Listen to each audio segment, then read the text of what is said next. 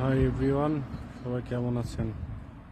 আজকে আপনাদের সবাইকে একটা নতুন একটা জিনিস দেখাবো। সেটা হচ্ছে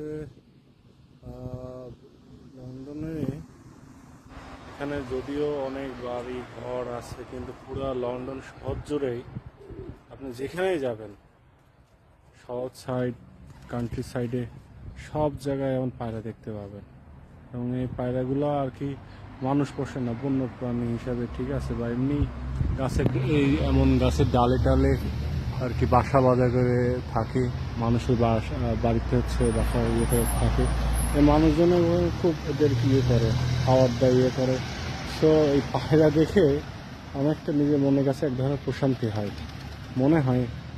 আমি যেখানে থাকি সেখানেও এরকম মনে হয় যে শুয়ে আসছি, পায়রার ডাক শুনি, তখন মনে হয় না নিজের দেশে আছি, নিজের গ্রামে আছি।